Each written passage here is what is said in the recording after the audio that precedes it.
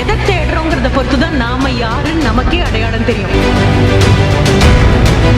குப்பையோட குப்பையா நாமளும் குப்பையாயிட்டோம். ரோட்டரி அமைப்பை பத்தி என்கிட்ட சொன்னாங்க, உண்மையா பொய்யான்னு நான் போய் பார்க்க போறேன்.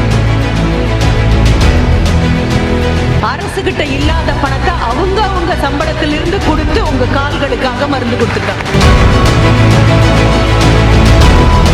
இளம்பிள்ளைவாதம் வந்தா முற்றிலும் உங்களை முடக்கி போடும். அதான் போலியோ போயிடுச்சு இல்ல மேம், எங்களுக்கே போலியோன்னா என்னன்னு தெரியாது. இதை பத்தி பேசும்போது வெட்கமும் கூச்சமோ இல்ல பக்கத்துல இருக்கிற ஃப்ரெண்ட் எப்படி இடிக்கிறதோ அப்படின்னா இன்னும் வளரலன்னு அர்த்தம், கல்வி உங்ககிட்ட வரலன்னு அர்த்தம். கர்ப்பப்பை வாய் புற்றுநோயால பல பெண்கள் இந்தியாவில் நொடிக்கு நொடி இறந்து கொண்டே இருக்காங்க. கருப்பை புற்றுநோய் குறித்த சந்தேகங்களுக்கான தங்கம் ஹோப்பை இலவசமாய் அணுகுங்கள். அம்மை நோயிலிருந்து தொடங்கி காலராலிருந்து தொடங்கி மலேரியாவிலிருந்து மஞ்சள் காமாலையில இருந்து நுரையீரலை தாக்கக்கூடிய என்புருக்கி அப்படின்னு சொல்லக்கூடிய டிபின்னு சொல்லக்கூடிய டியூபர்குலோசிஸ்ல இருந்து மிக இயல்பாக வந்து போகக்கூடியதுல உயிரை எடுக்காமல் ஆனால் உடலை முடமாக்கக்கூடிய ஒரு நோய் ஒன்று வந்தது. உங்களுக்கு அது தெரிந்திருக்க காரணம் இல்லை, இளம்பிள்ளைவாதம் அப்படின்னு சொல்லுவோம். ஆனால் நமக்கு தெரிந்தது ஒரு பிடிவாதம் மட்டும்தானே, அதனால நமக்கு இந்த இளம்பிள்ளைவாதம் தெரியாது. இளம்பிள்ளைவாதத்தை போலியோ அப்படிங்கிற பேர், ஓ அதுவா அப்படின்னு சொல்லுவீங்க. ஆனால் அதுவான்னு கேட்பீங்களே தவிர அது என்னன்னு கூட உங்களுக்கு தெரியாது. 1950-60 காலகட்டங்களில் பிறந்திருக்கக்கூடிய எங்களுக்கு அது தெளிவாக தெரியும். மிக கடுமையான ஒரு காய்ச்சல் 10 நாட்கள் ஒரு குழந்தைக்கு வரும், அதுவும் 10 வயதுக்கு உட்பட்ட குழந்தைகளாக இருக்கும். கடுமையான காய்ச்சல். அந்த காய்ச்சல் வந்து போகும்போது குழந்தைகள் எல்லாம் வலுவிழந்து துவண்டு போயிடுவாங்க. துவண்டு போறதுலையும் குறிப்பாக முழங்காலுக்கு கீழ் கால்கள், சில சமயங்களில் கைகளையும் பாதிக்கப்பட்டதையும் நான் பார்த்திருக்கேன். நீங்க அப்படி யாரையாவது பார்க்கலாம். ஆனா நல்ல காலத்திற்கு ஆண்டவன் அருளால நோயெல்லாம் விரட்டப்பட்டதுனால நீங்க எல்லாம் ஆரோக்கியமா நடந்து படியேறி மேல வர முடிஞ்சது உங்களுக்கு. அந்த நோய் வந்துட்டு போனதுக்கு அப்புறம் நிரந்தரமாக ஆண் குழந்தைகளோ பெண் குழந்தைகளோ தாய் தகப்பனுக்கு மனச்சோர்வுக்கு காரணமாக மாறுவாங்க. எங்களுடைய வகுப்புல கூட 50 பேர் இருந்த வகுப்புல கூட 2-3 குழந்தைகள் அப்படி இருந்திருக்காங்க. மாடியில வகுப்பு அப்படின்னா நாங்கெல்லாம் 10 படி தாவி ஓடின காலம்லாம் உண்டு. ஆனா அவங்க ஒத்தொத்த படியா ஏறி ஒவ்வொரு படியா ஏறி முடிஞ்சா கையில ஒரு கட்டை இருக்கும், அந்த ஊன்றுகோலை வச்சுட்டு வருவாங்க. இல்லாத நபர்கள் தவழ்ந்து வந்த நபர்களை பார்த்திருக்கேன். அவர்களை தூக்கிட்டு கொண்டு வந்து கிளாஸ்ல உட்கார்த்தினவங்களையும் பார்த்திருக்கேன். திருமண வீட்டுக்கு போனாலும் அவங்களை பார்க்கலாம். அப்படி ஒரு 4 குழந்தைகள் ஓடி ஆடி குதித்து துள்ளி விளையாடிட்டு இருந்த குழந்தைகள் இந்த விஷக்காய்ச்சலான இளம்பிள்ளைவாதம் வந்துட்டு போனதுக்கு அப்புறம் முடங்கி போகக்கூடிய ஒரு காலகட்டத்தில் இந்தியா இருந்தது. அதற்கான மாற்று மருந்து தயாரித்தா கூட அதை கொடுக்கிற அளவுக்கு கையில இந்தியாவினுடைய பிரஜைகளுக்கு சக்தி இல்லாமல் போன காலகட்டத்தில் ஊசியாக குழந்தைங்களுக்கு குத்த வேண்டாம், அதை சொட்டு மருந்தாக கொடுத்துடலாம் அப்படின்னு அதை கூட இன்டர்நேஷனல் ரோட்டரிக்கு அறிமுகப்படுத்தியதும் தமிழ்நாட்டை சேர்ந்த ஒரு பெரிய மருத்துவர் தான், வெள்ளூர்ல இருக்கக்கூடிய ஜான் ஜேக்கப். அவரை நேரில் பார்க்கக்கூடிய மிகப்பெரிய பேர் எனக்கு கிடைச்சது. பெரிய அரங்கத்துல பேசிட்டு இருக்கேன், ரோட்டரி அரங்கத்துல. அவர் பேரை சொல்றேன், அவர் இங்க இருக்கார் மேடம் அப்படின்னு பின்னால இருந்து சொல்றாங்க. பார்த்தா நடுவுல இருந்து எழுந்திச்சு நிக்கிறாரு. அத்தனை பேருடைய கால்களுக்கும் உத்தரவாதம் கொடுத்த ஒற்றை மனிதராக அவரை நான் பார்க்க கிடைச்சது. அவர் இன்னும் வெள்ளூர்ல இருக்காரு, ஆனா இங்கிருந்து கை தட்டினா அவர் காதுக்கு போய் சேரும். ஒரு கைத்தட்டல் கொடுக்கலாமா? சரி, ரொட்டேரியன். அடுத்தது என்ன தெரியுமா? 1985 வரும்பொழுது இன்னைக்கும் போய் தேடுக்கணா, எல்லார் கையிலயும் மொபைல் இருக்கு, எல்லார் கையிலயும் மொபைல் இருக்கு, எல்லாருக்கும் நெட் கனெக்டிவிட்டி இருக்கு. இப்ப யாராவது கேட்டாங்கன்னா மனிதன் உயிர் வாழ என்ன தேவை? உணவு, உடை, உறையுள், அப்புறம் நெட் கனெக்டிவிட்டி அப்படின்னு சொல்லிடுவோம். கண்டிப்பா அது இல்லாம உயிர் வாழ முடியாதுங்கிற நிலைமைக்கு வந்திருக்கீங்க. வீட்டுக்கு போய் தேடு. எதை தேடுறோங்கிறத பொறுத்து தான் நாம யாருன்னு நமக்கே அடையாளம் தெரியும். குப்பைகளை தான் தேடி தேடி எடுக்க போறோம் அப்படின்னா குப்பையோட குப்பையா நாமளும் குப்பையாயிட்டோம். இல்ல மேடம், குப்பையெல்லாம் தேட போறேன், நான் என்ன தேட போறேங்கிறது தான் எனக்கு என்ன அடையாளம் காட்டும் அப்படின்னா, இன்னைக்கு ஏதோ பெண்மணி வந்தாங்க பேசினாங்க போனாங்கன்னு எடுக்காம ரோட்டரி அமைப்பை பத்தி என்கிட்ட சொன்னாங்க, உண்மையா பொய்யான்னு நான் போய் பார்க்க போறேன். ஏன்னா வள்ளுவன் சொல்லியிருக்கான், எப்பொருள் யார் யார் வாய் கேட்பினும் அப்பொருள் மெய்ப்பொருள் காண்பது அறிவு. ஏதோ மனப்பாட செயலுக்கு எழுதி 2 மார்க் வாங்குறது அல்ல, வாழ்க்கையில பயன்படுத்தணும். அப்போ போறீங்க, போய் தேடி பார்க்குறீங்க. என்ன அப்படின்னா, ஒரு டோஸ் மருந்து சொட்டு மருந்தாக உங்க வாயில ஊற்றக்கூடியது 250 275 ரூபாய் வரைக்கும் இன்றளவும் அதற்கு செலவாகுது. ஆனா இந்தியாவில் உள்ள தாய் தகப்பனுக்கு 2 குழந்தைகள் 3 குழந்தைகளை, ஒற்றை குழந்தைக்கே 3 முறை அதை கொடுக்கிறது அப்படிங்கிறது இன்னும் நிதி நிலைமை அந்த அளவு இல்லை அப்படின்னு தெரிந்து கொண்டு 1985 களம் இறங்கியவர்கள் ரோட்டரி. அப்படின்னா நீ படியேறதுக்கும் ஓடி வர்றதுக்கும் இந்தியாவுக்காக ஒலிம்பிக்ஸுக்கு போகிறதுல இருந்து ஆரம்பித்து கண்ணுக்கு முன்னால தெரியக்கூடிய கல்லூரி பேருந்த ஓடி போய் ஏறதுல இருந்து ஆரம்பிச்சு கைத்தாங்கலாக அம்மாவையும் அப்பாவையும் மருத்துவமனை மருத்துவமனைக்கு கூட்டிட்டு போறதுலேருந்து ஆரம்பிச்சு அத்தனை குழந்தைகளும் கடன் பட்டிருக்கீங்க அப்படின்னா மேடையில் உட்கார்ந்துருக்கக்கூடிய இந்த ரொட்டேரியன்ஸுக்கு கடன் பட்டிருக்கீங்க. அரசு கிட்ட இல்லாத பணத்தை அவங்க சம்பளத்திலிருந்து கொடுத்து உங்க கால்களுக்காக மருந்து கொடுத்துருக்காங்க. அப்ப சும்மா ரோட்டரி தானா அப்படின்னு நினைக்காது. இந்த ரொட்டேரியன்ஸ் நீங்க எல்லாம் தூளில தூங்கிட்டு இருக்கும்போது உங்க அம்மாவுக்கும் தெரியாது, அப்பாவுக்கும் தெரியாது. இளம்பிள்ளை வாதம் வந்தா முற்றிலும் உங்களை முடக்கி போடும். அதுல இருந்து மாற்று மருந்து ஒன்று இருக்கு. அது உதவுறதுக்காக ஒரு பைசா செலவில்லாம உங்களுக்கு இலவசமாக ஒரு மருந்து கொடுக்கப்படுகிறது அப்படின்னா நீங்க பணம் கொடுக்கலையே தவிர உங்களோட எந்த சம்பந்தமும் இல்லாத, எந்த உறவும் இல்லாத, உங்க முகவரி தெரியாத, முகம் தெரியாத நபர்கள் இங்கிருந்து தங்களுக்கு கிடைக்கக்கூடிய பணத்திலிருந்து உங்களுக்காக செலவு பண்றதுக்காக these people, அவங்க தான் மேஜர் டோனர்னு படிச்சுட்டே இருந்தீங்க இல்லையா? எதுக்கு டொனேட் பண்ணாங்க, ஏன் மேஜர் டோனர், ஏன் AKS, எதனால இது வந்தது, இது எல்லாமே கேள்வியா நீ கேட்கணும் மனதுக்குள்ள. சொல்றது அப்படியே வாங்காது, ஆனா சொல்றதை உள் வாங்கிட்டு கொண்டு போய் பாரு. அப்ப இவங்க அத்தனை பேரும் சேர்ந்து 2015 இந்தியாவுடைய ஜனத்தொகை எவ்வளவு பெரிது. கொரோனா வந்த போதே சொன்னோம், கொத்தா இந்தியாவில் ஆட்கள் போயிடுவாங்க அப்படின்னு சொன்ன போது மௌனமா உட்கார்ந்து எந்த நாட்டுக்கெல்லாம் மருந்து தயாரிக்க முடியாத அந்த நாட்டுக்கெல்லாம் மருந்தை இலவசமாக கொடுத்த நாட்டினுடைய பிரஜைனா அப்படின்னா இந்தியா எல்லாருக்கும் உதவி பண்ணிச்சு இல்லையா? 2015 எக்ஸிட் போலியோ, இனிமேல் போலியோவிற்கு இந்தியாவிற்குள் வர அனுமதி கிடையாதுன்னு விரட்டியாச்சு, உலகளாவ விரட்டியாச்சு.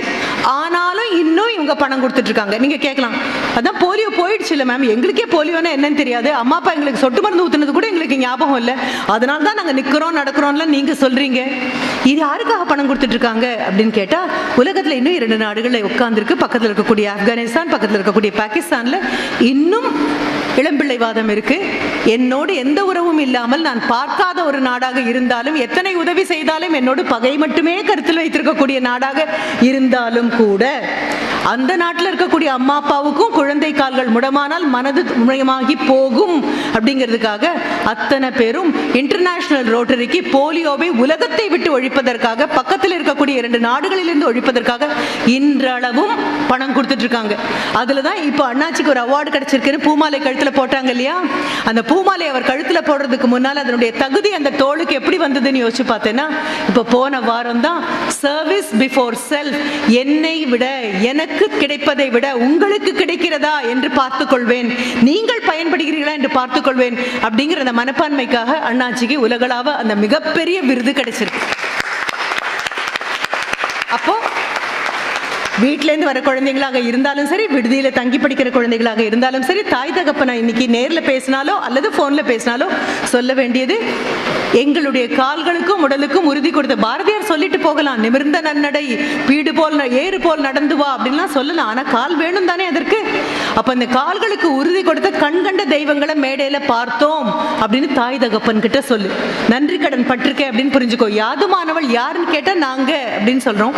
ஆனால் யாதுமானவளாக ஆகவும் யாது மாணவர்களாக ஆண்கள் ஆகிறதுக்கும் தகுதியை முதல்ல வளர்த்துக்கணும். உள்ளுக்குள்ள இருக்கு அது, ஆனா அது வெளியில வரணும் இல்லையா? அப்போ முதல்ல நன்றி கடனை வெளியில தெரிவிக்கிற அம்மா அப்பா கிட்ட மறக்காம சொல்றீங்க. மேடையில் இருக்கிறவங்களையும் முன்னால் இருக்கிற அத்தனை பெரியவர்களையும் தீவிரமா தீர்க்கமா பார்த்துக்கோ. நாளைக்கு தாய் தகப்பனோட அது ஒரு பேருந்து நிலையமாக, பஸ் ஸ்டாண்டாக இருக்கலாம், அல்லது பல்பொருள் அங்காடின்னு சொல்லக்கூடிய மாலாக இருக்கலாம், கோவில் வாசலாக இருக்கலாம். எங்க இவங்களை பார்த்தாலும் இவர்களுக்கு உங்களை அடையாளம் தெரியாது, ஏன்னா எல்லா குழந்தைங்களும் ஒரே மாதிரி தான் இருக்கீங்க. ஆனா உங்களுக்கு இவங்களை அடையாளம் தெரியும். தாய் தகப்பன் பக்கத்துல நின்னாலோ தமையனோ யார் கூட இருந்தாலும் நேரா போ, அவங்க கிட்ட போய் இப்போ ஒரு வணக்கம் எல்லாரும் ஒன்னா சொன்னீங்க இல்லையா, அந்த வணக்கத்தை தனியாக உங்க தாய் தகப்பனோட அவங்க கிட்ட சொல்லுங்க. ஒரு வணக்கம் சொல்லிட்டு மிகப்பெரிய நன்றி, எங்க கால்களுக்கு உறுதி கொடுக்கக்கூடிய அந்த போலியோ சொட்டு மருந்து எங்க அம்மா அப்பாவால எங்களுக்கு கொடுக்க முடியல, ஆனா நீங்க தான் எங்களுக்கு கொடுத்துருக்கீங்க, அது இது நாள் வரைக்கும் தெரியாததுனால ரோட்டரினா ஒன்றும் இல்லைன்னு நினைச்சோம், இப்போ தனிப்பட்ட முறையில் என்னால் உங்களுக்கு ஒரு நன்றி கொடுக்க முடியும்னு மறக்காம நன்றி சொல்லு.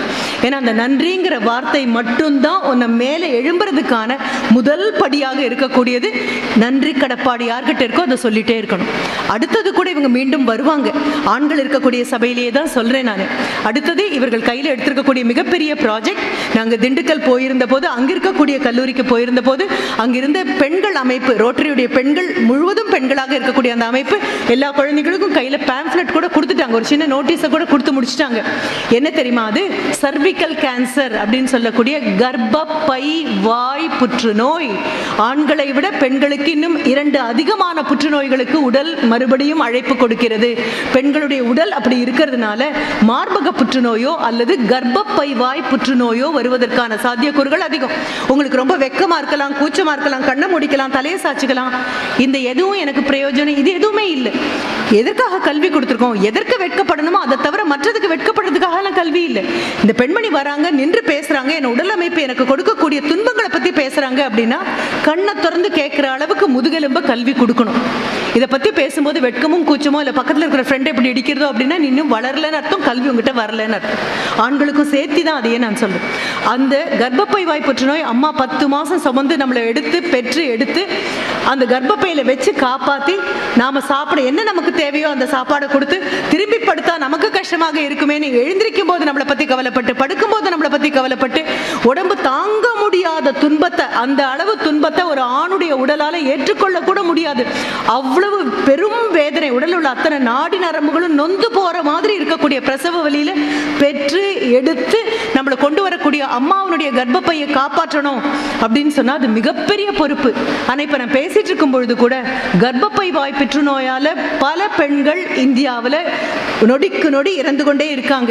என்னுடைய மிக நெருங்கிய உறவினரான என் கணவனுடைய சகோதரியை இப்போ ஒரு 3 மாதம் முன்னால, நாளையோட அவங்க இறந்து 3 மாதம் ஆகுது, கர்ப்பப்பை வாய் புற்றுநோய். அப்பெல்லாம் எனக்கு மனதுக்கு தோணும் ஏதாவது பண்ணணும் அப்படின்னு. ஏதாவது பண்ணணும்னு தோணி பிரயோஜனம் இல்லை. என்ன பண்ணணும்னு தெரியணும், பண்றவங்க யாருன்னு தெரியணும், எப்படி பண்ணணும்னு தெரியணும், எவ்வளவு சீக்கிரம் பண்ணணும்னு தெரியணும். இப்போ நமக்கு கொரோனாவுக்காக மருந்து தயாரித்து கொடுத்திருக்கக்கூடிய சீரம் ஃபவுண்டேஷன் ஆஃப் இந்தியா பூனால இருக்கு. அவங்க இந்த மருந்தை கொண்டு வரலாம். ஆனா இப்பொழுதும் கைனகாலஜிஸ்ட் பல பேர்கிட்ட இந்த மருந்து இருக்கு. ஆனா இட்ஸ் வெரி வெரி காஸ்ட்லி.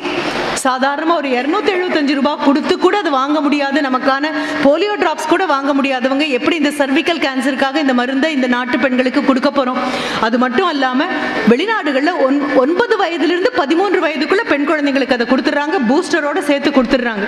ஏன்னா வெளிநாடுகள்ல இந்த டேட்டிங் அப்படிங்கிற ப்ராப்ளம் இருக்கு, ஆண் நண்பர்கள் அப்படிங்கக்கூடிய உறவு முறைன்னு ஒன்று இருக்கு, உடல் ரீதியாக ஆண்களோடு இருப்பது அப்படிங்கிற ஒரு நிலைப்பாடங்கள்லாம் வந்துட்டதுனால அவங்க இவ்வளவு சீக்கிரமா கொண்டு வராங்க. நாம என்ன நினைக்கிறோம்? இந்திய கலாச்சாரம் பெண் குழந்தைகளை இன்னும் தன் உடல் ரீதியாக பாதுகாப்பாக வைத்துக் கொள்ளும். சில நேரங்கள் அது மூட நம்பிக்கையோன்னு கூட அச்சம் வருது. பாய் ஃப்ரெண்டுங்கிறது ஒன்றும் புதிய வார்த்தை கிடையாது மேம், நீங்க வேணா சொல்லலாம், எங்களுக்கு அது ஒன்றும் புதிய வார்த்தை இல்லை அப்படிங்கிற நிலைமைக்கு நாடு போயிடுச்சோங்கிற அச்சம் கூட உண்டு. என்ன நினைக்கிறோம் அப்படின்னா அவங்களால இதை கொஞ்சம் 400 ரூபாய் 450க்கு கொண்டு வர முடியுமே, ஆனால் அரசால அந்த பணமும் கொடுக்க முடியாது. ஆனா ரோட்டரி அந்த பெரிய பொறுப்பையும் தன் தோளில் எடுத்துக்கொள்ள தயாராக காத்து நிற்கிறது. இந்தியாவில் உள்ள உங்கள் வயதுள்ள பெண் குழந்தைகள், அதாவது திருமணத்திற்கு முன்னாலேயே அந்த ஊசி போடணும். அது போட்டா மட்டும்தான் நம்மளை காப்பாற்ற முடியும். அம்மாவாவே இருக்கலாம், ரொம்ப அன்புதான், பக்கத்திலேயே நிற்கலாம், மருந்து கொடுக்கலாம், கீமோதெரபி கொடுக்கலாம், ரேடியம், எல்லா ட்ரீட்மெண்ட்டும் கொடுக்க முடியும். ஆனாலும் உன்னால உங்க அம்மா படுற வேதனையுடைய ஒரு சொட்டை கூட உன்னால வாங்க முடியாது. பக்கத்துல நின்று பார்க்க முடியும், ஐயோ பாவம் சொல்ல முடியும், 1000 கோவிலுக்கு போக முடியும், அவங்களுக்காக பிரார்த்திக்க முடியுமே தவிர வேதனையினுடைய ஒரு புள்ளியை கூட நம்மளால வாங்க முடியாது. நின்று பார்க்கக்கூடிய கொடுமையை தவிர நமக்கு எதுவும் கிடையாது. இப்போ அதிலிருந்து அவங்களை காப்பாற்றணும் அப்படின்னா அதற்காக இவங்க களம் இறங்கும் பொழுது முட்டாள்தனமாக அதை எதிர்த்து பேசாம அமைதியாக இப்பொழுதே அதை பத்தின ஆராய்ச்சிக்குள்ள இறங்கு. இது என்ன மருந்து, எதற்காக பெண்களுக்கு கொடுக்கப்படுகிறது, எதிலிருந்து பெண்களை காப்பாற்றுகிறது அப்படிங்கிறத புரிந்து கொண்டு அந்த உதவி வரும்போது ஏற்றுக்கொள்ளக்கூடிய தயார் நிலையில் உன் மனதையும் உடலையும் வைத்துக்கொள். கருப்பை புற்றுநோய் குறித்த சந்தேகங்களுக்கான தங்கம் ஹோப்பை இலவசமாய் அணுகுங்கள்.